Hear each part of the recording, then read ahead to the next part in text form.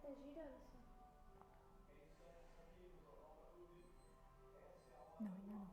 não.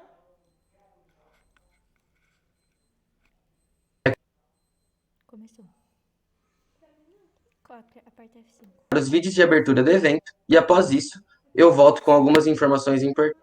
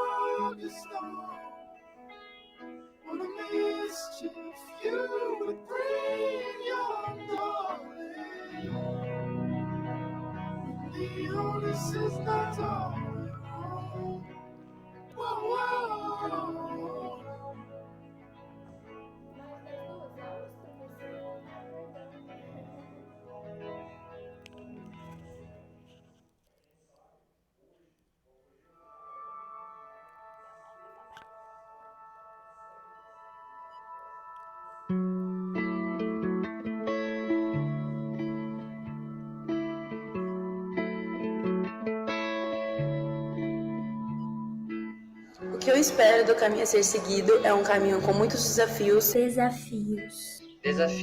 Superação. Superação. Dedicação. Sucesso. Realização. Êxito. Felicidade. Receptividade. Diversidade.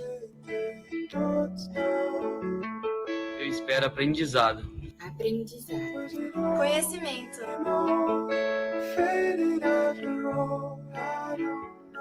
Desenvolvimento. Possibilidades. Inovação. E autoconhecimento. Crescimento. Evolução. Ai, muito feliz que deu certo.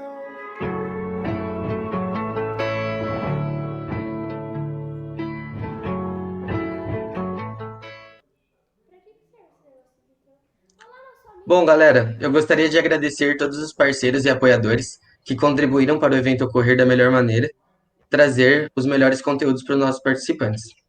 Lembrando a todos os participantes de contribuir com o nosso projeto social, que a CEGEP Online apoia. Basicamente, o projeto social foi organizado da seguinte maneira: são rifas de R$ 2 cada. Cada rifa dá direito a concorrer a um kit da Sigma Treinamentos. Esse kit é composto por 4 cursos completos. 100% do dinheiro arrecadado será doado para uma ONG chamada Mãos Amigas, da cidade de Uberaba, e essa doação vai ser feita através do CVU. O sorteio do prêmio acontecerá no último dia de evento, dia 31 de outubro, e vai acontecer no nosso Instagram, @cegep.ftm. Os pagamentos das rifas, eles podem ser realizados para 4 membros da nossa equipe, que estão passando o nome aqui embaixo na nossa tela, que é a Isabela, que tem conta no Nubank, o César no Itaú, Giovana no Santander e a Pamela no Banco do Brasil. Fiquem à vontade para entrar em contato com eles estão aguardando. Gente, queria contar para vocês também que para essa edição desse ano, nós fizemos um manual de bordo, que ele vai ser atualizado diariamente com as informações do evento, tem toda a programação lá, todas as informações referentes aos conteúdos, e também tem uma parte especial que é os insights. Os insights, basicamente, vocês vão postar uma foto no Instagram e marcar nossa página, @cegepUFTM, com uma frase ou alguma palavra que remete ao conteúdo que você está assistindo. Nós vamos repostar nas nossas redes sociais e depois esses insights vão ser colocados no manual de bordo, que vai estar disponível tanto no nosso Instagram, @cegepUFTM, e também está disponível no site, que é doit.com.br/cgeponline. Galera, fiquem tranquilos, a palestra do Thiago vai ter uma duração de aproximadamente 45 minutos, e depois nós temos 15 minutos exclusivos para as perguntas. Então, vocês podem mandar as perguntas no chat, do lado direito do vídeo, e tem gente da comissão, especialmente aí para isso, para pegar as perguntas e passar aqui para a gente, e no fim da palestra, essas perguntas vão ser feitas para o Tiago, e na medida do possível ele vai responder todas. Lembrando que a gente tem uma limitação de tempo, que é aproximadamente 15 minutos para essas perguntas, então caso não dê tempo de fazer todas, infelizmente algumas vão ter que ser selecionadas. Não fiquem tristes se a sua não for uma delas. Bom, gente, é com muito orgulho que a comissão organizadora da CEGEP apresenta Tiago Coutinho, o CEO do Grupo Voito, que é uma escola de gestão dedicada a desenvolver a capacidade gerencial de líderes e especialistas em melhoria contínua. O Tiago, ele é empreendedor, formado em engenharia de produção, pós-graduado em métodos estatísticos computacionais e mestre em administração pela Universidade Federal de Juiz de Fora. Além disso, o Tiago ele é Black Belt em Lean Six Sigma, ele é especialista em Excel, certificado pela Microsoft e também é professor na pós-graduação de administração da Fundação Getúlio Vargas. E a palestra de hoje do Tiago vai ter o tema central Indústria 4.0 e as habilidades do profissional do futuro. Fala, galera. Boa noite, aí, Thiago. Paulo, tudo bem? Boa noite. Tudo bem? Tudo Vou jóia. deixar você conversar com o pessoal aí e depois eu retorno para as perguntas, tá bom? Legal. Falou. Até Tudo mais. certo? Tá me escutando? Estamos te escutando. Tá travando um pouquinho a sua imagem, Vai dar tudo mas certo. vai dar certo, sim. Vamos cruzar os dedos aqui que vai dar tudo certo. Eu quero agradecer a todos vocês aí, começar dando os parabéns pela organização do evento, se provocar nesse momento de dificuldade, no momento de incertezas e se desafiar a fazer diferente, né? Muitos eventos deixaram de acontecer e vocês se adaptaram a uma nova realidade, estão fazendo diferente. E algumas das coisas, das reflexões que eu quero trazer aqui para vocês hoje, vai passar por isso, tá?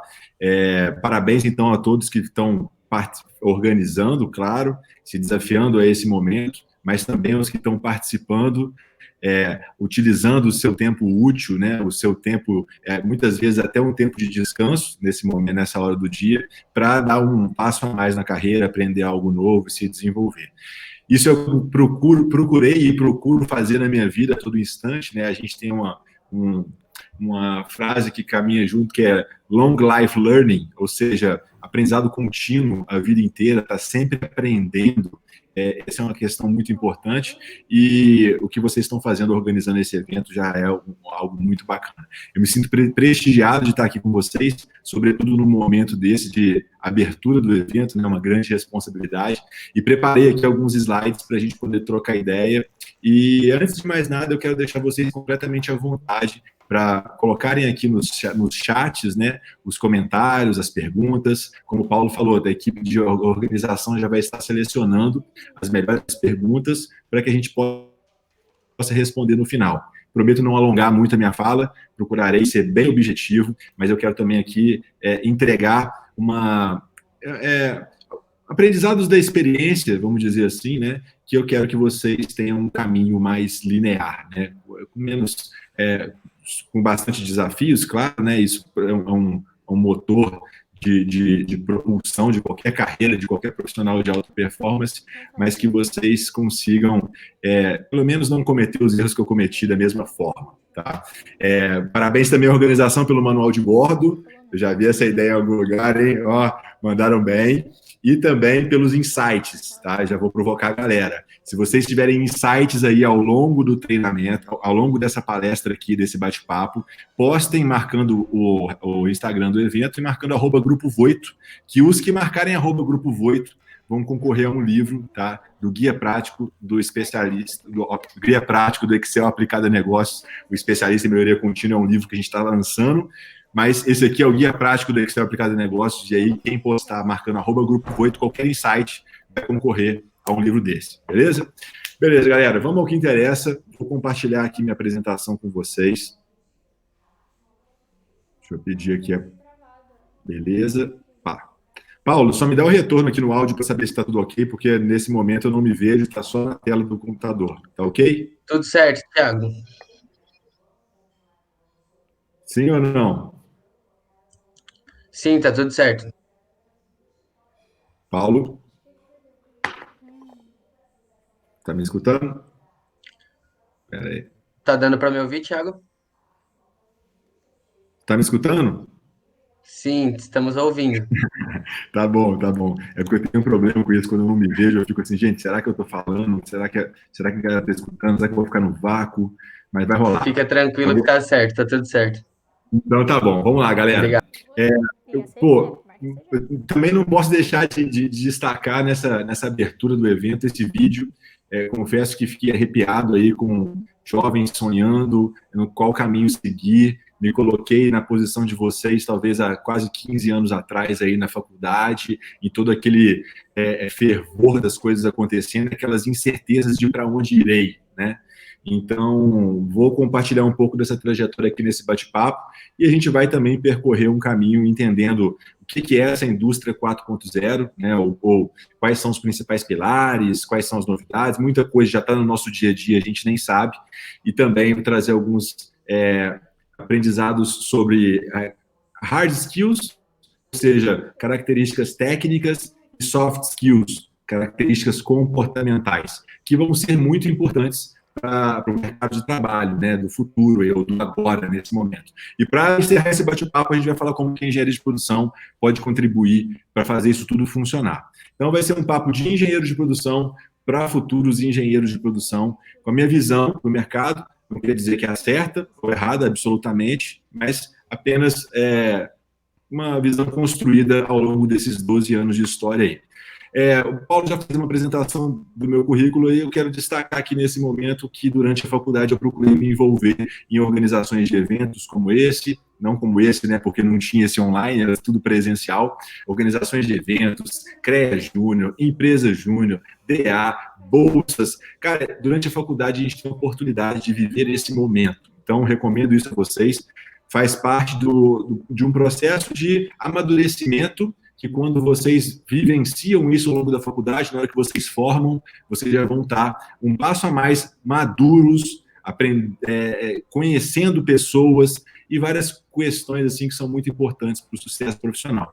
E aqui também vale destacar a pegada de continuar a todo instante aprendendo, todo instante estudando algo novo, descobrindo uma funcionalidade, encarando os desafios e superando.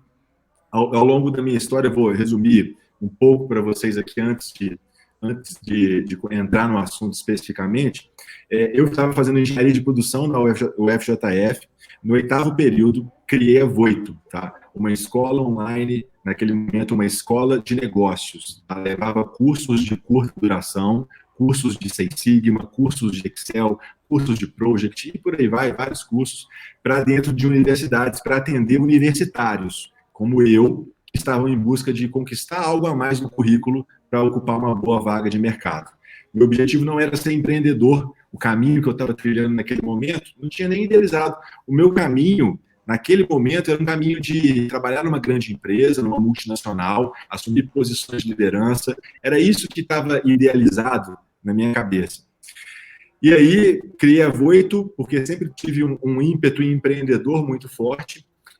Fiz bastante curso, me preparei para o mercado de trabalho, fui trainee da MRS Logística, trabalhei antes na Votorantim, depois fui trainee da MRS, fiquei 4 anos lá, nesse meio do caminho a Voito já tinha 6 anos de história, e aí eu tive que tomar uma decisão difícil entre repensar o caminho que eu havia escolhido num primeiro momento, tá? Que era o caminho de trabalhar numa grande empresa, de crescer, de ter uma estabilidade, uma posição, até questão social tem relação aí, ou o caminho do empreendedorismo, né?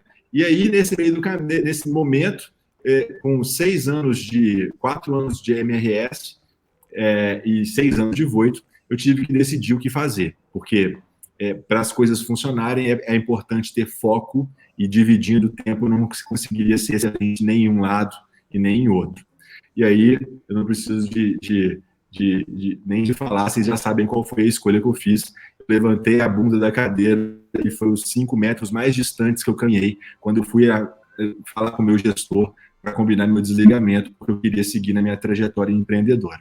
Isso aconteceu em 2014, 2015 e 2016 eu fui com tudo e mergulhei de cabeça no negócio, quase quebrei, A gente passou por muita dificuldade, problemas dentro desse contexto que a gente está inserido, que perduram até hoje, né? Problemas políticos, crises e várias coisas assim. A gente passou por isso em 2015 e 2016 e a gente teve que se reinventar. Lá atrás, há 4 anos, a gente começou com os cursos online aqui no Brasil e, quer dizer, já tinham cursos online, mas talvez diferente da proposta que a gente trouxe. E de lá para cá, de 2016 para cá, o crescimento vem sido constante e sustentável. Muito focado no negócio digital, muito focado no negócio que quando eu criei a empresa eu jamais pensaria que fosse existir. Quando eu criei a empresa eu não tinha a mínima habilidade que eu tenho hoje e que eu tive que desenvolver, que eu tive que aprender, que eu tive que me esforçar para me desafiar e aprender coisas novas, né? Esse é o desafio do profissional que quer estar na frente, né? Tem que estar o tempo todo buscando coisas novas. Então, tem uma palestra inteira sobre empreendedorismo, sobre a minha história e tal, talvez isso fique para um outro momento, fica para as dúvidas que surgirem, enfim. Procurei ser bem no que interessa, porque a gente tem um assunto mais alinhado com o tema de vocês. Mas é muito importante a gente compartilhar essa visão, porque às vezes a gente idealiza algumas coisas na nossa cabeça e o mundo nos mostra caminhos diferentes. Então é muito importante esse processo de autoconhecimento, de entender quais são as possibilidades, abrir os horizontes, porque no meu lado eu estava cego, achando que o caminho da minha vida era seguir trajetória dentro de uma empresa. Quando na verdade, eu comecei a me compreender e descobrir que os meus talentos empreendedores, eles são muito mais fortes que qualquer outros talentos que eu venha a ter. Então, não adianta a gente tentar nadar contra a correnteza quando a gente consegue conciliar os nossos talentos com o nosso propósito e toda aquela vibe assim, realmente você entra naquele estágio e que parece que não estar trabalhando, né? Você trabalha e, pô, maior prazer, bom pra caramba e tal, e assim funciona. Então, esse é um pouco da minha história, bem resumidamente, quanto engenheiro de produção, é aprender continuamente, tá? Vamos para o que interessa. A gente vai falar sobre a indústria 4.0 e todas as habilidades do profissional do futuro. E agora, no momento de pandemia, está muito claro que tudo mudou das pernas para o ar, né? Novos mercados, novas funcionalidades, mercados antigos deixaram de existir. E isso já é algo que já vinha acontecendo com o passar dos anos, né? Aqui a gente tem um estudo que é de 2018, um estudo de 2018, que mostra quantos anos determinados tipos de aplicativos ou de funcionalidades ou produtos ou serviços demoraram para alcançar 50 milhões de usuários. A aviação demorou 68 anos. A indústria automobilística, 62, telefonia, 50, internet, 7, e o Pokémon GO, 0,05 anos. Twitter, 2 anos. Então, a gente está vivendo em tempos exponenciais, as coisas estão mudando a todo instante. Esse novo agora traz essa terminologia que para você, talvez alguns de vocês conheçam, outros não. O mundo VUCA. VUCA está relacionado à volatilidade, incerteza, complexidade e ambiguidade. O mundo volátil que muda a todo instante, com novas funcionalidades que surgem, então com uma complexidade também relacionada a todos os pilares envolvidos nisso tudo, e uma relação de ambiguidade relacionada a essa era da transparência, a era da informação. A ambiguidade, na situação, por exemplo, quando a gente tem um Uber e um 99 táxi, e de repente um outro, e um outro, e um outro, porque criam-se soluções que atendem a uma mesma necessidade com uma velocidade muito grande. A gente vive a era da informação, e essa era, ela faz com que a gente tenha todas as informações muito claras, o que faz com que o processo de aprendizagem se torne acelerado.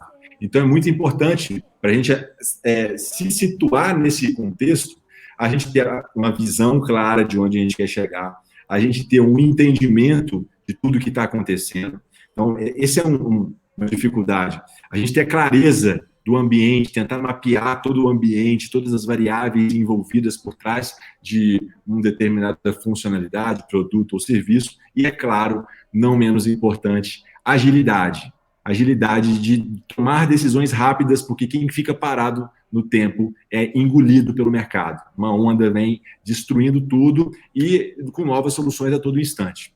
O desafio do empreendedor o desafio de um engenheiro de produção também, né, nessa visão empreendedora, é estar pensando a todo instante, né, do CEO de uma empresa, pensando em criar um negócio que vai substituir o negócio atual.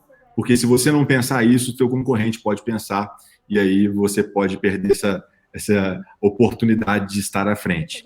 O tempo todo se desafiando a algo novo. Então, esse é o novo agora. É um mundo VUCA. Muita incerteza, muita volatilidade, muita complexidade, muita ambiguidade. E para trabalhar Caramba. Pode tirar foto da palestra, achei super interessante.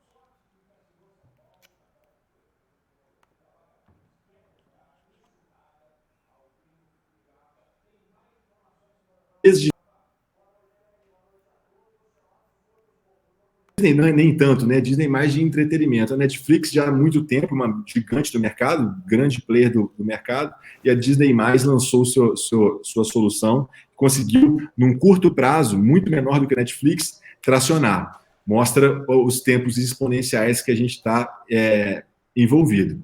E aí, agora, uma pesquisa mais recente que mostra que o mercado de e-commerce nos Estados Unidos cresceu em 8 semanas, o mesmo que em 10 anos anteriores. Dados aí, pandemia, março e abril. Então, a gente percebe que como a pandemia, como o Covid-19, como todo esse contexto, sem julgamento político de valor ou qualquer coisa assim, né, se está certo, se está errado, se deveria ser assim ou assado, ou como tudo isso que está acontecendo no mundo tem influenciado no mercado, né? Então, esse é um ponto muito importante. A gente tem que estar, diante disso tudo, né, se a gente fala lá que tem que ter a clareza da situação, a gente tem que estar atento às mudanças de cenário. O que chegou e vai ficar? Home office. Isso aqui tem um caso muito interessante de contar para vocês, compartilhar um pouco da história da Voito. A gente estava no escritório com 50, que cabiam 50 pessoas, e a gente estava com 50 pessoas no escritório, sonhando em novos escritórios, sonhando em expandir capacidade, o que iria requerer investimentos significativos. E aí a gente veio para esse cenário de home office. Eu confesso que no primeiro momento fiquei muito inseguro, falei, será que vai dar certo? Antes estava todo mundo dentro da minha fazendinha aqui, agora todo mundo espalhado. E aí começou a dar certo, a gente fez um processo seletivo, já contratando 2 pessoas para o home office. Em um mês a gente testou, deu certo, a pessoa pegou o serviço, pegou a ideia, a gente abriu um processo seletivo para 35 pessoas, e agora somos 87 pessoas dentro da empresa. Antes da pandemia, 50, agora 87, com um custo menor do que eu tinha antes da pandemia. Então, custo de infraestrutura, né, de mão de obra não tem como. Mas o home office permitiu a gente expandir. Então, se por um lado algumas empresas, setores ou empresários se sentiram prejudicados, e numa crise tem gente que chora e tem gente que vende lenço, outros fizeram disso uma grande oportunidade, e está aí o home office, que é uma prática que tende a ficar. Ah, Thiago, você acredita no longo prazo, no home office, sem contato, etc. Não, eu acho que o ideal, e as grandes empresas também já estão trabalhando desse jeito, o ideal é ter modelo híbrido que privilegie essa liberdade do home office, mas também que tenham touch points, né, pontos de contato dentro da empresa, para que a pessoa possa compartilhar suas dificuldades, trocar ideia com outras pessoas, praticar a criatividade e a inovação. Então, isso é importante, e eu acho que esse é o meio do caminho. Enfim, home office veio para ficar. Projetos também de consciência de saúde pública. Então, nesse momento, tem muitos negócios surgindo na área de saúde, higienização e toda uma pegada por trás disso aí. Robotização já entrando bastante na indústria 4.0 e a economia de baixo contato, low touch economy, né? Hoje, depois da pandemia, a utilização dos... Vou mostrar para vocês aqui. Tomara que deu. Depois da pandemia... Como eu olhei antes da hora, tá vendo? Não deu. Depois da pandemia, a utilização disso aqui, ó, ficou muito maior. Cartão de crédito. Assim, não precisa de ter contato. A utilização de cursos online ficou muito maior. As plataformas de ensino à distância estouraram. Então, são tendências que vieram para... ficar. Os deliveries, low touch economy. Enquanto você tinha que ir num restaurante, se deslocar, sentar, hoje você pede um delivery. E a preocupação dos deliveries em se mostrarem adequados no que diz respeito às práticas de saúde e segurança e higiene e tudo mais, se tornou enorme, né? Então, a gente tem que estar estar ao tempo todo, atento a tudo que está acontecendo. Tá? E aí a gente tem que se preparar para ser um profissional diferenciado. A Exame soltou, em 2017, profissões que podem acabar até 2030, tá? A menos para os humanos. Em 2017, ela solta essa. Aí gerou um rebuliço danado, alguma, não sei se o Exame também falou que a engenharia de produção ela ia acabar, e aí teve nota, inclusive, da ABEPRO falando sobre isso, que não tem o menor sentido e etc. Enfim, a gente tem que tomar cuidado com as informações e com os contextos que elas são apresentadas. A própria Exame, em 2019, ela coloca essas profissões vão precisar de 700 mil pessoas qualificadas até 2023. Ou seja, enquanto algumas profissões tendem a deixar de existir, a ser menos relevantes, outras passam a surgir e vai criar uma demanda muito grande. A gente vai entender o porquê disso agora. O fato é, dentro desse contexto que a gente está inserido, a gente tem que desenvolver habilidades para poder lidar com tudo isso. E a gente separou aqui algumas habilidades comportamentais e algumas habilidades técnicas, ok? Isso aqui é fruto de uma entrevista que a gente fez com a Marta Gabriel, tá? Logo no meio da pandemia, a gente fez um mercado de trabalho pós-Covid, já tentando entender o que seria o pós-Covid, né? Embora até hoje a gente não sabe como vai ser isso, mas a gente está a todo instante procurando aprender esse tipo de coisa, procurando clareza. E aí, a Marta falou bastante sobre esses soft skills, sobre essas habilidades do futuro, tá? Ela é uma grande referência nisso aí. Marta Gabriel, para quem não conhece, procurem nas redes sociais aí, porque é fera. Então, quais são as principais habilidades comportamentais? E isso é algo que é bem inerente do ser humano. Resoluções de problemas complexos, tá? Problemas que envolvem situações que um algoritmo não conseguiria solucionar, tá? É claro que dependendo do nível de complexidade, só um algoritmo é capaz de fazer, mas a criatividade, o pensamento crítico, essa liberdade de pensar fora da caixa, a liberdade de conectar coisas que não estão conectadas, isso é algo muito característico do ser humano. Tá? Então, resolução de problemas, pensamento crítico, criatividade. Outro muito importante, comportamental, resiliência.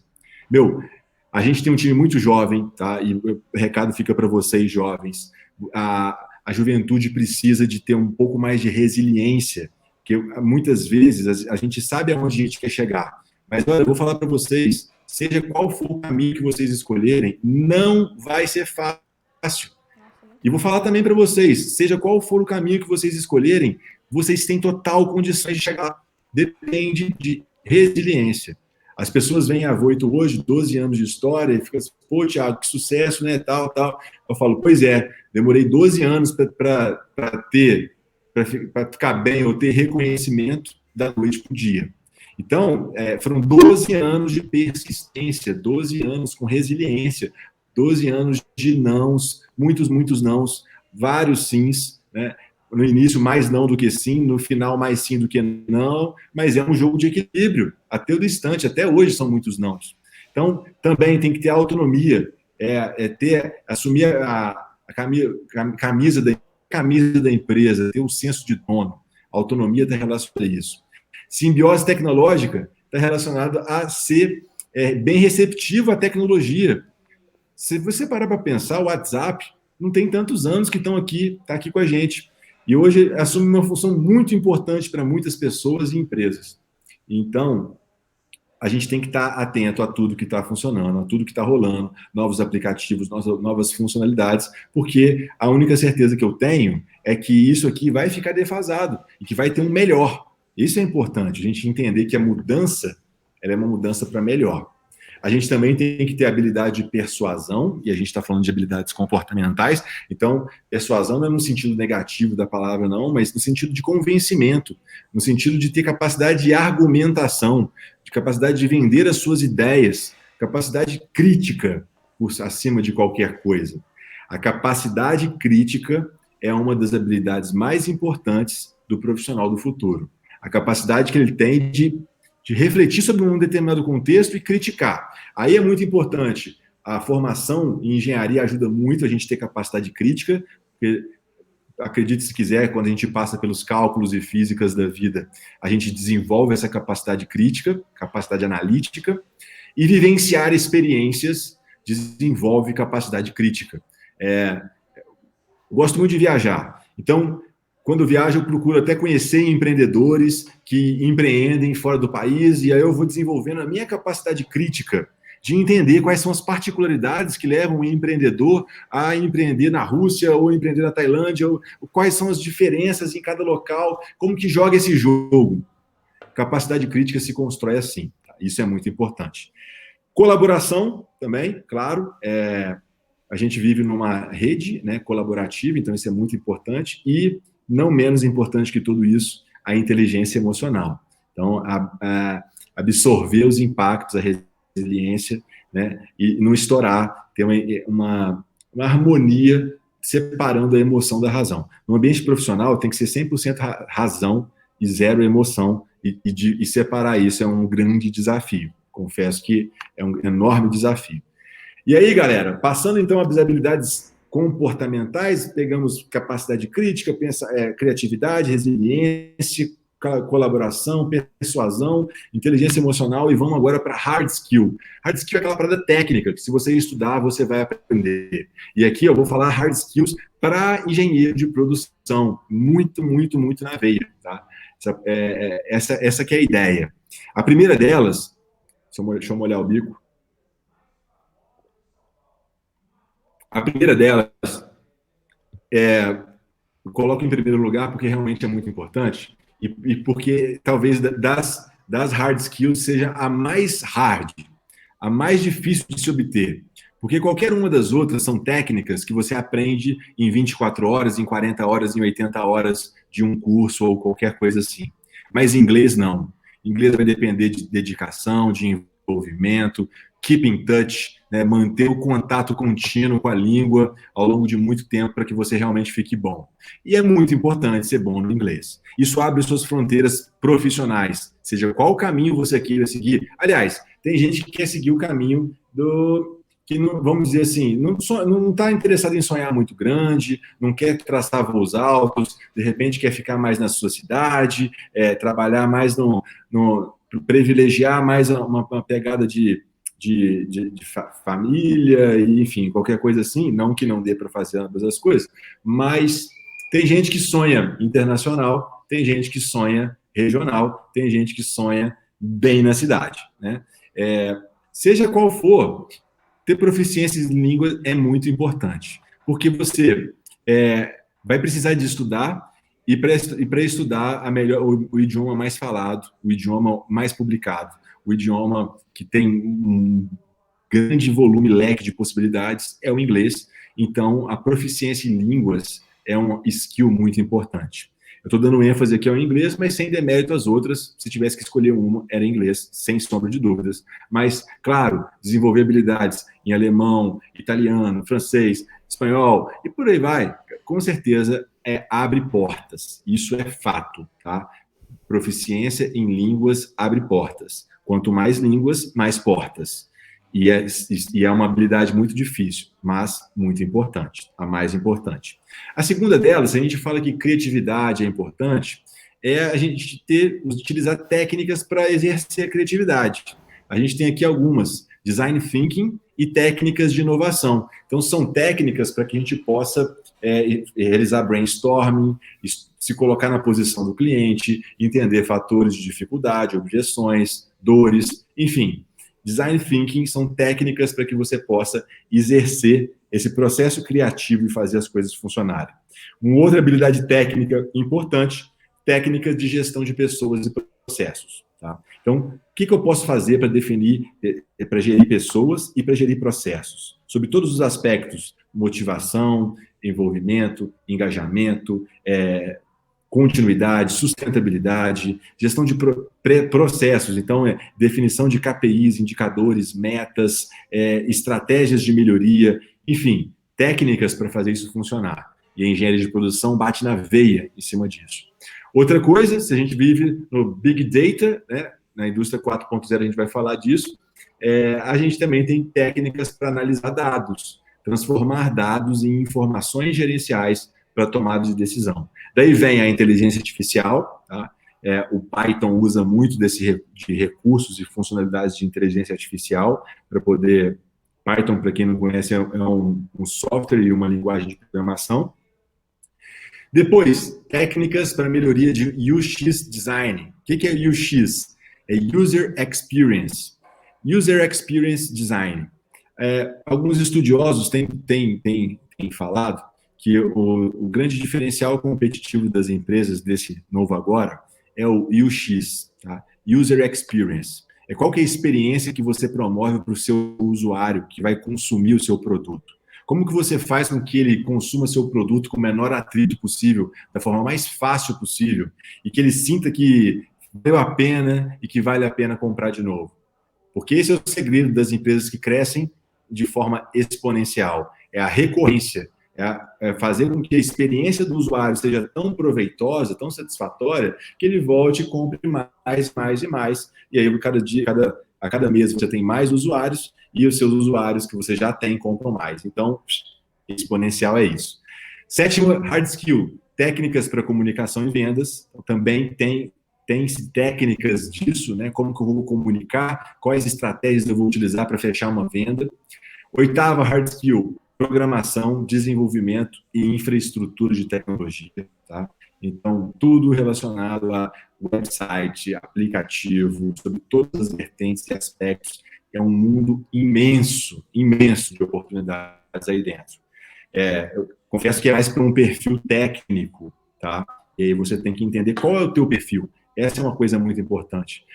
Não tem melhor ou pior aqui, galera. Isso é muito legal falar sobre isso. As pessoas ficam assim, então eu quero fazer tudo. Meu, dificilmente você vai achar alguém que faz tudo bem. Normalmente, o nego pega 1 ou 2 áreas aqui e manda ver a fundo em cima delas, tá? Então, procura entender primeiro o que você gosta. Depois você entende o que o contexto pede. Aí você faz o match, ok?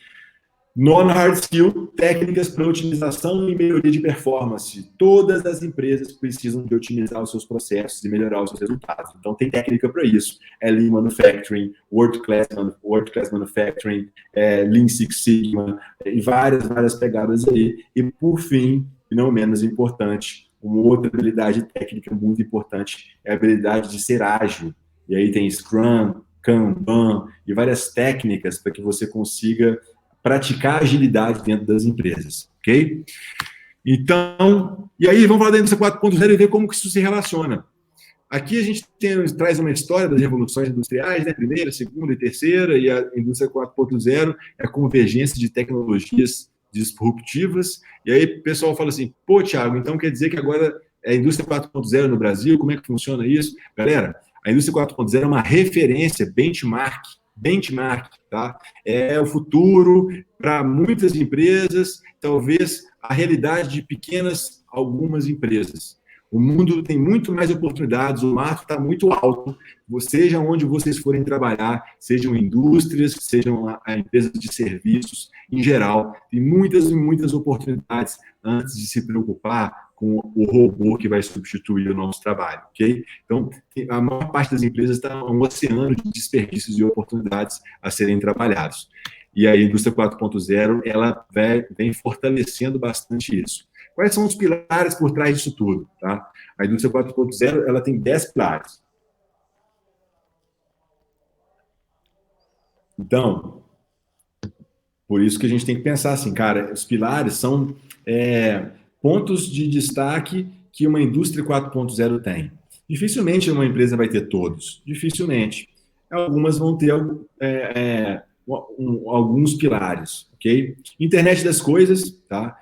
Hoje a gente já tem exemplos de mercados acontecendo onde as coisas elas são rastreáveis e a pessoa pode entrar numa loja, a Amazon Go, por exemplo, pegar o que for consumir e sair, que é debitado automaticamente do cartão de crédito, exatamente o que a pessoa pegou. Isso é a internet das coisas. Tá? Computação em nuvem, então, tudo nosso está na nuvem. Hoje a Voito gasta algumas vezes mais pela sua estrutura de nuvem do que pela sua estrutura física, por incrível que pareça. Esse é algo interessante. Né? A gente gasta mais no aluguel da nuvem do que no aluguel físico. A gente tem também a inteligência artificial, realidade virtual, Big Data, robôs, simulação, cibersegurança, muito importante. Alguns de vocês devem saber, recentemente foi aprovado aí a LGPD, a Lei Geral de Proteção de Dados, que é muito importante se enquadrar, uma sequência de regras e práticas para essa relação comercial na web, manufatura aditiva e integração vertical e horizontal. Todos esses pilares aqui, eles passam por 4 fundamentos básicos. Acompanhamento em tempo real, tá? Então, utilizar de tudo isso aqui para a gente ter informação o mais rápido possível na palma da mão, para que a gente possa decidir o mais rápido possível. Tá? Então, quanto mais real, quanto mais on-time as decisões acontecem, mais on-time os desperdícios deixam de acontecer. A gente tem a virtualização também, uma tendência de simular, tá? de minimizar os riscos do impacto mal sucedido, então tentar virtualizar situações para que a gente possa tomar decisões inicialmente virtuais e depois físicas. Descentralização de processos decisórios, que é justamente a gente criar e estimular a autonomia em todas as pontas da cadeia, e a modularização, trabalhar em módulos para que a gente possa entender as particularidades de cada etapa do processo. E aí aqui tem um vídeo interessante sobre um warehouse da Alibaba. Vale a pena mostrar para vocês aqui, embora talvez seja bem comum para a maioria, pelo menos a gente já hoje não se assusta com tamanha inovação e revolução tecnológica. Vou passar aqui.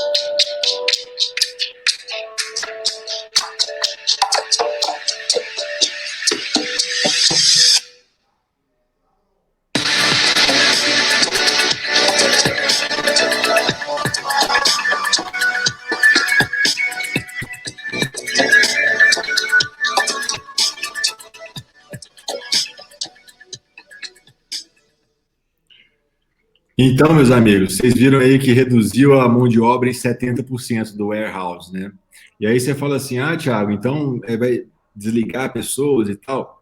Sim, talvez os que não se adaptarem, né? Porque a empresa sabe, a empresa que pensa no futuro, ela pensa em aproveitar os recursos que ela tem hoje, porque já passaram por uma ambientação, já deram certo dentro da empresa. Mas, ao mesmo tempo que reduziu a mão de obra braçal desse warehouse, certamente aumentou a mão de obra técnica. Precisa de programadores, precisam de cientistas, de engenheiros, de especialistas para fazer todos esses robozinhos funcionarem, né? Não é só falar que vai, não. Aliás, pode até ser que vá falando, né? Mas vamos lá.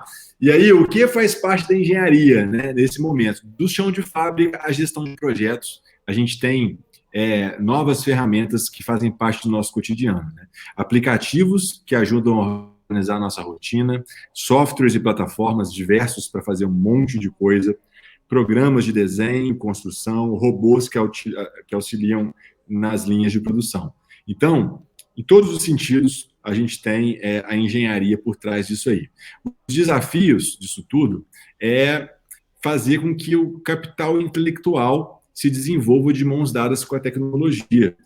Por quê? Não adianta ter computador caro, não adianta ter a melhor infraestrutura, mais tecnológica infraestrutura do mundo, se você não tem mão de obra especializada, mão de obra técnica por trás disso. Por isso, é tão importante a gente utilizar a educação nesse meio do caminho. Educação para os profissionais e educação para as empresas. E como que a engenharia de produção entra nesse contexto, galera? Nesse contexto, tudo que eu falei das mudanças, do VUCA, das skills e dessa indústria 4.0. Eu trouxe aqui a definição da engenharia de produção pela BEPRO, né, e pela International Institute of Industrial Engineering, e ele diz assim: compete em engenharia de produção, projeto, implantação, operação, melhoria e manutenção. Ou seja, barba, cabelo e bigode, tá? Você vai projetar, você vai botar para funcionar, você vai operar, você vai fazer com que opere melhor e vai manter para que não dê ruim, tá? Então, é tudo.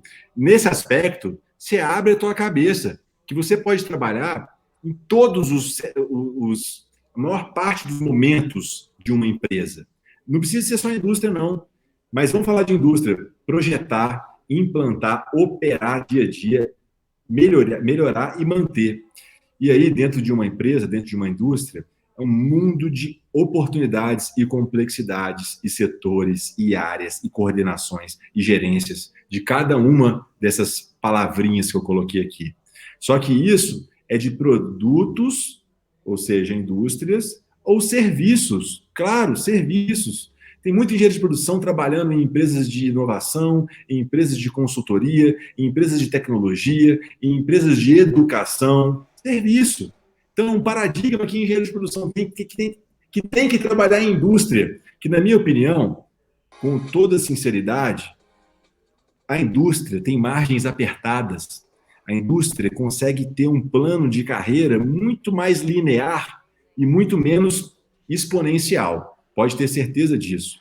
A galera que idealiza trabalhar em indústrias automobilísticas, pô, é muito maneiro, é muito bonito, é muito glamuroso trabalhar numa indústria automobilística. Se for alemã, então, bota a estrela no peito, a galera, pô, bota uma banca. Mas, cara, uma indústria com margem muito apertada. São pouquíssimos que conseguem subir, e para subir tem que esperar o cara em cima resolver aposentar. O troço demora muito. Em contrapartida, se você parte para o setor de tecnologia, de prestação de serviço e empresas desse ramo, a possibilidade de crescer é muito mais acelerada. Então, um paradigma aí que vale a pena dar uma refletida. Então, produtos ou serviços envolvendo materiais, tecnologia, informação e energia, tudo, tá? E aí tem as aqui ao lado de engenharia de produção, operações e processos, logística, produto, economia, PO, pesquisa operacional, engenharia do trabalho, sustentabilidade, organizacional, educação e qualidade. É fantástico isso, porque assim, eu sou apaixonado pela engenharia de produção porque me permitiu ter a visão sistêmica, uma visão muito importante para ser um empreendedor que consegue entender o contexto das coisas, tá? Então, a gente quando vai entrar numa empresa ou quando a gente vai criar nosso negócio, a gente tem que entender, mesmo que a gente não seja especialista no assunto, você tem que saber que é importante, saber quais são as particularidades. E quando eu tive a oportunidade de fazer engenharia de produção, abriu a minha cabeça para esse leque de áreas e oportunidades que tem dentro das empresas. E para encerrar minha fala, já passando um pouquinho do tempo, 4 dicas para você tirar dessa palestra. Primeiro é empreenda, tá? Todas as características da indústria 4.0 abrem portas para inovação. Mas aí, muito se engana quem fala que empreender é abrir a empresa apenas. Não. Empreender é ter o mindset de empreendedor.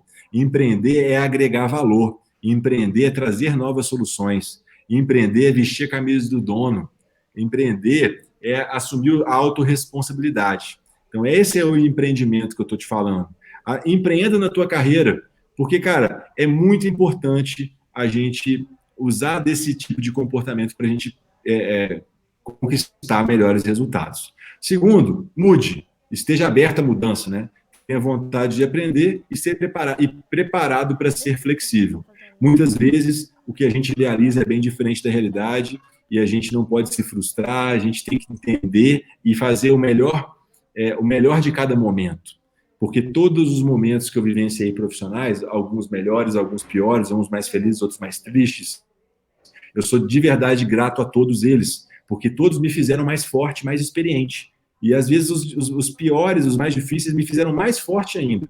Então, essa questão de estar preparado para mudar e com flexibilidade para se adaptar é muito importante.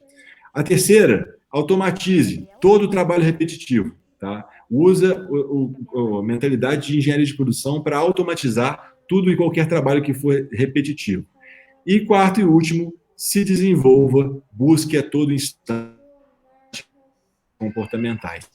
Eu deixo uma mensagem final, eu carrego aqui na pulseira e no mantra da Voito, a pulseirinha aqui que a gente tem para os nossos alunos e para as pessoas que participam das nossas lives também ganham e tal. Não adianta pedir que a gente não vende, tá?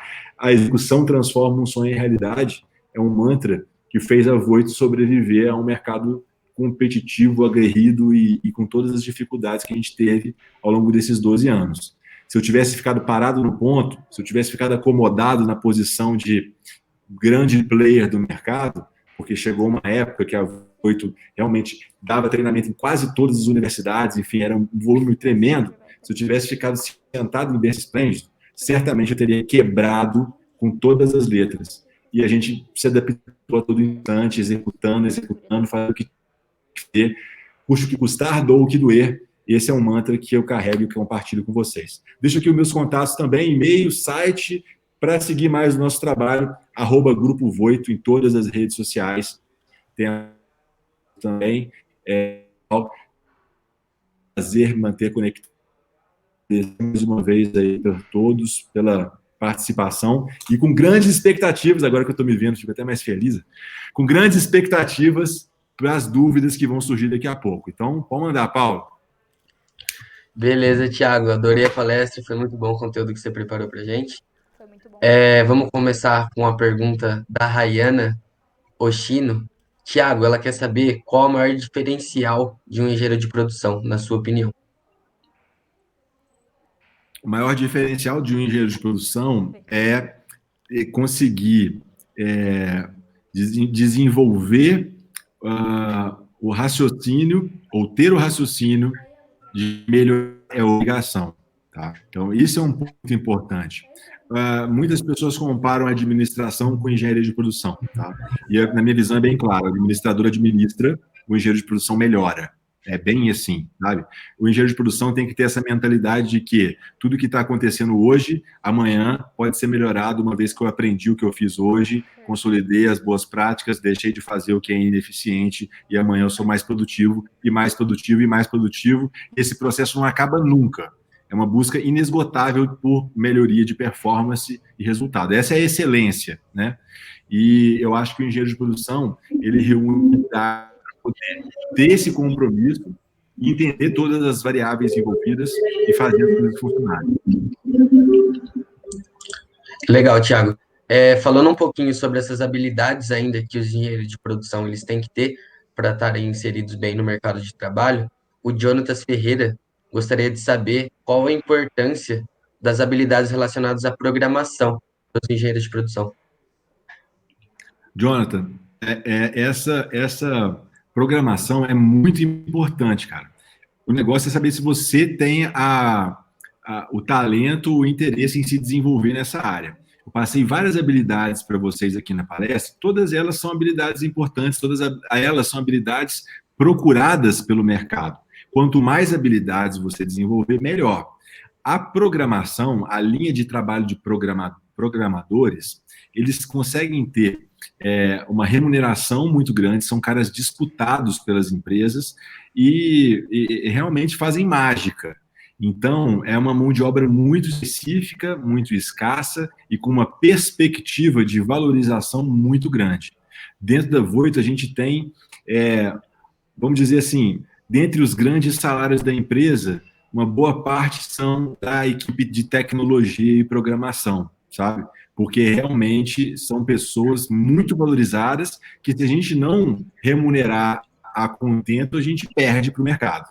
Então, programação é muito importante sobre vários aspectos. Programação é um recurso para que a gente possa melhorar continuamente, né? Assim a gente automatiza o que deve ser automatizado, programando, né? E consegue fazer a melhoria funcionar. Beleza, obrigado, Thiago. Agora a próxima pergunta, ela vem de mim mesmo, estou conversando com você. Dos 10 pilares que você comentou da indústria 4.0, qual que você considera indispensável ou quais você considera indispensável para as empresas que desejam ter um destaque no mercado de trabalho, ou se elas já têm um destaque para elas não perderem essa posição que elas têm atualmente? Cara, eu vejo que um pilar muito importante, o mais importante deles, assim, pelo menos o mais aplicável ao maior quantidade de organizações, é a Big Data. Está relacionado à análise de dados, a transformar as informações e trabalhar as informações dos dados, né, de forma que gerem informações para que a gente possa tomar decisão. Então, esse pilar é um pilar fundamental. Eu acho que ele até alimenta todos os outros, porque, no final das contas, os dados eles são importantes em todas as etapas da indústria 4.0. Fechou, muito obrigado. Seguindo nessa linha da indústria 4.0, o Alisson Gonçalves, ele gostaria de saber se você acha possível implementar uma economia circular e, se sim, se você vê essa possibilidade, se você consegue citar um exemplo para a gente. Harrison, a indústria 4.0, ela é um conjunto de práticas. Então, assim, com certeza é possível adotar práticas de economia circular. Eu não sei se uma coisa tem relação direta com a outra ou como que elas se conectam. Né? Então, assim, dentro dessas práticas que a gente fala, né, tem as práticas da indústria 4.0, tem as filosofias World Class Manufacturing, tem o PDCA, tem o The Make, tem o Six Sigma, tem a Agile, tem várias e várias filosofias e práticas. E eu acho importante pegar o gancho nessa sua pergunta aqui, para a gente entender o seguinte: não é um ou outro, não é absolutamente um, nem nada disso. Na prática, que funciona é o seguinte: as empresas, os gestores, eles aprendem todos esses contextos, essas boas práticas, essas ferramentas, e vai usando conforme necessidade. E a partir desse uso, constrói-se uma cultura da empresa. Então, é assim que funciona, tá? Eu não tenho um exemplo para citar de integração de economia circular com a indústria 4.0, porque eu não percebo relação direta de uma com a outra.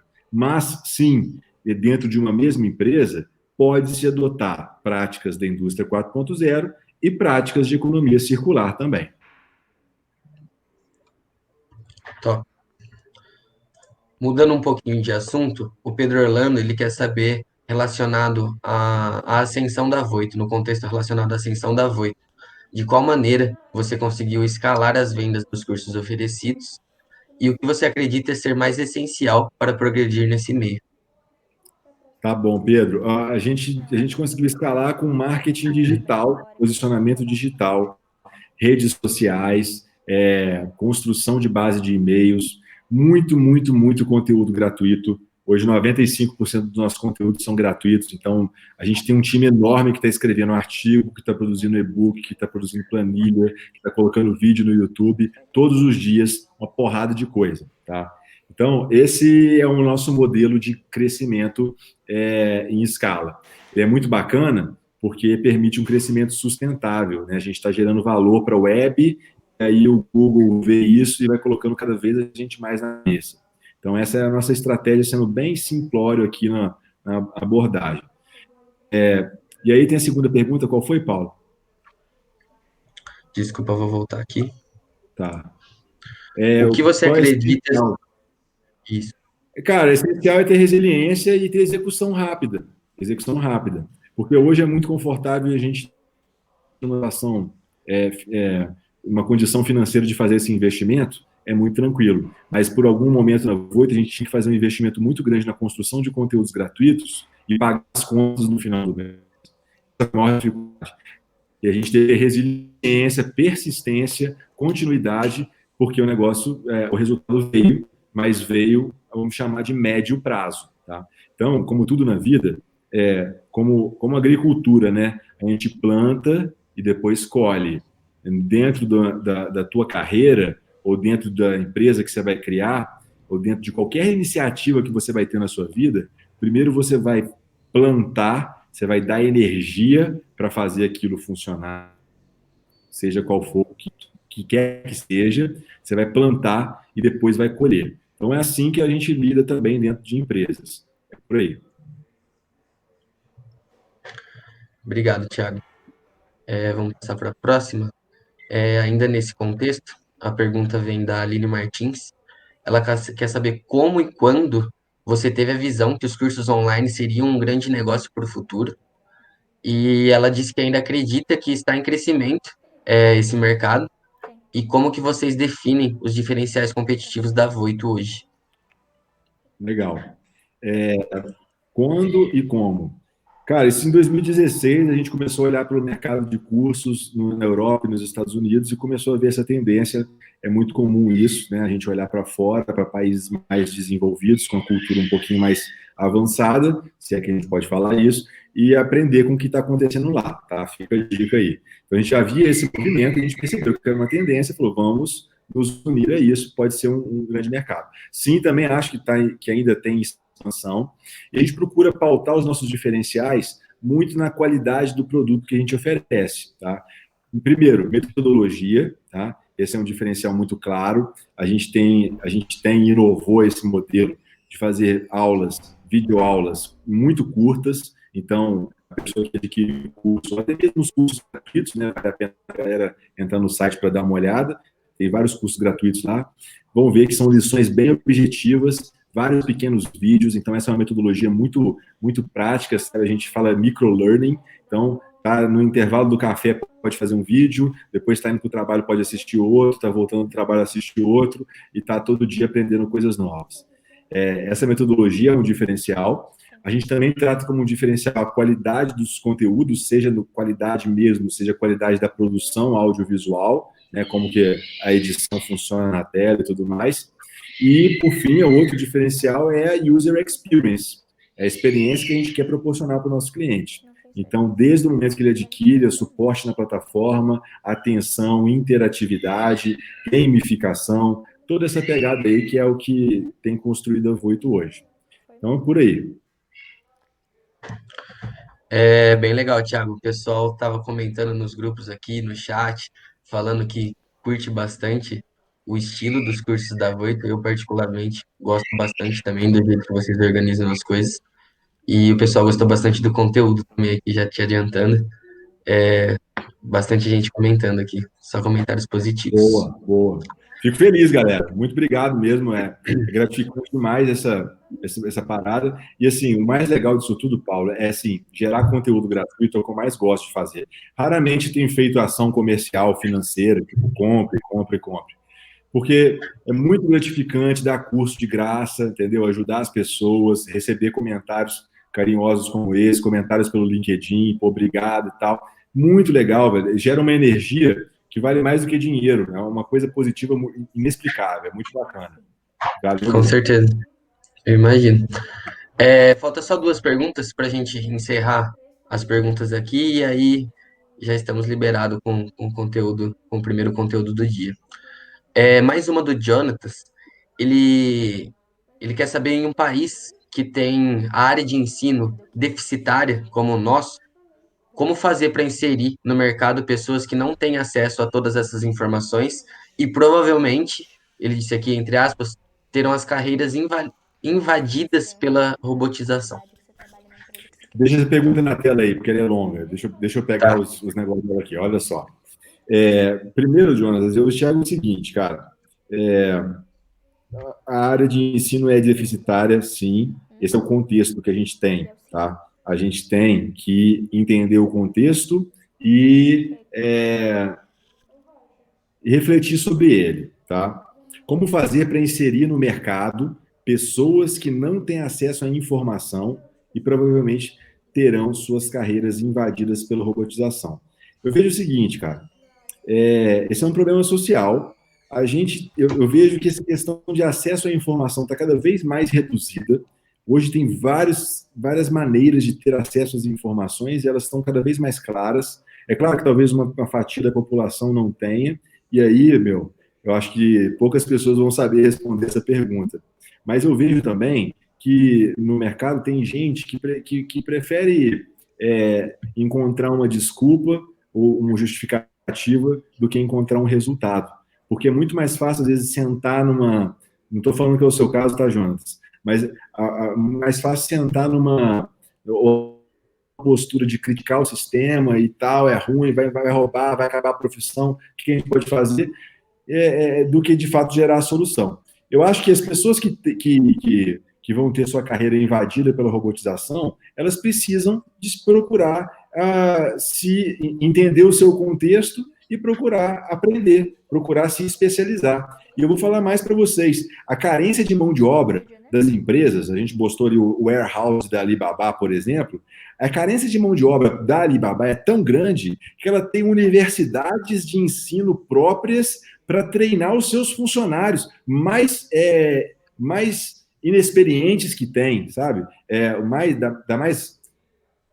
Da menor grau de instrução, é essa a palavra. Então é o seguinte, a gente tem que entender que o mundo não é justo, é assim que funciona, que a gente tem que se adaptar a esse cenário. E eu acho o seguinte, tem muito mais gente reclamando do que gente correndo atrás. As oportunidades estão claras, tem gente precisando de gente boa para trabalhar, e às vezes o que as pessoas querem é um emprego e não um trabalho, né? Uma posição de estabilidade, de ficar tranquilo e tal, e aí não correm atrás dos seus objetivos. Então, eu não sou a favor, inclusive, da gente pensar em inserir pessoas, etc. Eu acho que cada um tem que correr atrás dos seus desafios, cara.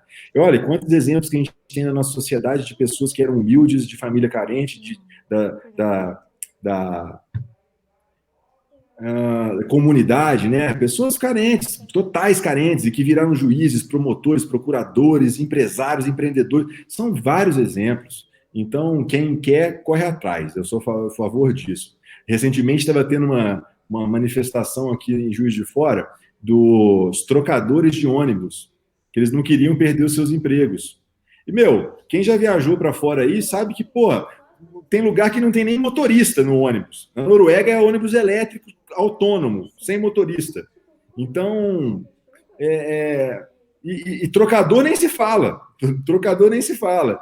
E quer dizer, os caras vão fazer protesto, vai falar que vai ficar sem emprego, vai trocar o emprego pela máquina. Vai trocar o emprego pela máquina, tem que se adaptar. Senão a gente vai continuar com o trocador.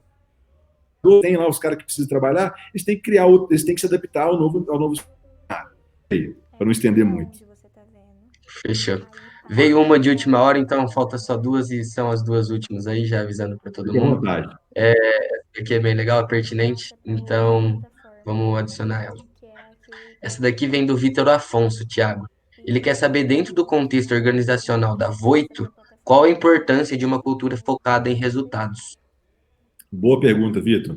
Cara, antigamente, a gente sempre fala em foco em resultados, né? Engenheiro de produção não ia ficar de longe disso. Mas, como eu falei para vocês, eu tinha um modelo de gestão que eu controlava as atividades das pessoas, controlava a presença, a empresa tinha câmeras, eu via se a pessoa estava trabalhando ou se ela estava voando na internet, ou qualquer coisa assim.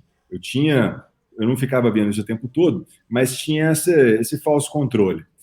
E aí, de repente, de uma hora para outra, todo mundo no home office, todo mundo dentro de casa, todo mundo podendo falar que está trabalhando e está dormindo, e qualquer coisa assim, de repente. E aí, eu fiz uma reflexão muito importante, que hoje me deixa muito tranquilo, o seguinte: eu não tenho outra maneira de avaliar se fulano, ciclano é bom, que não seja resultado. Agora eu não vejo mais a pontualidade, eu não vejo mais se ele está com cara boa, se ele está feliz, eu não vejo mais nada do funcionário. Agora o contato com ele, assim, resultado. Dentro de uma cultura de home office, dentro da cultura de, como o Vitor colocou, né, o contexto organizacional que a gente está inserido, a questão da cultura de resultado se tornou, assim, fundamental. E aí a gente começa a ver, claro, quem traz resultado e quem traz desculpas, justificativas e conversas fiadas para dentro de casa. Então, é fundamental. Legal, Thiago. E para finalizar, a pergunta da Gabriela Perlotti é uma dica, uma sugestão, como as universidades elas podem fazer para aliar o ensino dessas novas tecnologias que o mercado exige com a grade atual. Você já está Legal, formado faz Gabriela. um tempinho, não sei se você está habituado com a grade atual, mas eu acredito que sim. Então, Não, dá uma sugestão aí certamente é para. a mesma da minha época, cara. Não se assuste. É muito burocrático o processo das universidades, né? O que a gente vê na prática é o mundo voando em novas funcionalidades, ferramentas e tudo mais, e as universidades muito desaceleradas, porque são pautadas em estudos acadêmicos, em publicações de livros. Cara, hoje, quando você demora para um ano e meio, às vezes muito mais para escrever um livro. Cara, em um ano e meio, você começa a escrever um livro, no final do ano e meio ele já está obsoleto. Então, essa dificuldade que as universidades têm, o processo de absorção de conhecimento das universidades, dos doutores, dos PhDs e tal, até isso chegar na ponta, lá nos alunos, é um processo é um ciclo muito longo. Em contrapartida, o ciclo do mundo corporativo é muito curto e rápido. Então, o jeito de fazer isso funcionar seria com um comportamento um pouco mais empreendedor da estrutura das universidades, né? Quando se trata de universidades públicas, federais, estaduais ou qualquer coisa desse tipo, esse comportamento empreendedor ele se torna um grande desafio, tá? Por quê? Não vou falar que é unânime, né? Mas porque os professores são concursados, estabilidade, papapá. Normalmente, isso aí vai na contramão do comportamento de desafio constante, empreendedor e papapá, né? E, então, assim, a gente vê alguns professores fazendo, tá? Tem alguns bons exemplos em instituições públicas, vale a pena citar e ressaltar isso, mas você vê também que uma parcela talvez maior é muito acomodada. Então, é um desafio. Mas as instituições que estão junto com ambientes empreendedores, junto com escolas, né, como a Voito, que tem parceria com instituições de ensino, e vários outros, assim, criando essa proximidade empresa e instituição, eu acho que é uma boa saída também para trazer um pouco mais de inovação para a grade. Mas, na prática, cara, a grade de ensino ela é muito engessada, e a gente sabe as dificuldades para atualizar, né? Inclusive, é o seguinte, o cara começa no primeiro período numa grade, ele tem que formar naquela grade. Você pode mudar para os novos que estão entrando, mas, cara, eu tenho obrigatoriamente que percorrer 5 anos naquela história que eu comecei. Quer dizer, é complicado, é um problema grande para ser resolvido. Realmente, concordo, tenho que concordar com você. É. Mas é isso, Thiago. Queria agradecer sua participação, sua atenção, o tempo que você dedicou para a gente, para os participantes, para nós da comissão. Foi muito boa a sua palestra. Todo mundo, como eu comentei, adorou. Já estão comentando nos nossos grupos aqui, mandaram no chat que foi muito boa. E, gente, olha ali, ó, guia prático do Excel aplicado a negócios. É Postaram o isso aí. insight, marcaram a gente, marcou a Voito, dá tempo ainda. Tira foto, marca aí o Insta. Dá para marcar o Thiago, dá para marcar a Voito, marca a gente da CEGEP. Se quiser, me marca também, vai que eu fico famoso. E, e é isso daí. Thiago, É mais isso uma vez, aí. muito obrigado pela atenção. Nós da comissão agradecemos de verdade muito pela sua presença. Tá certo? Valeu, Paulo. Obrigado mais uma vez. Parabéns a vocês aí pela organização. Pode ter certeza que isso vai marcar a tua trajetória profissional, Paulo. É bacana você estar nessa posição aí. Deve dar um frio na barriga, né? Eu sei muito bem como é que Com é, certeza. desafio e tal, mas pode ter certeza que você mandou bem pra caramba aí nesse bate-papo. começamos bem. Parabéns a todos que estão participando pela iniciativa. E tamo junto, galera. Obrigado mais uma vez. Até a próxima. Obrigado, Thiago. Até a próxima. Tchau, tchau. Gente, agora acabamos o primeiro conteúdo do dia. Lembrando a todos que a gente tem mais um conteúdo. Então, o próximo conteúdo é da Ana Carolina. Ela é gerente de sustentabilidade e ESG na KPMG Brasil. E o tema da palestra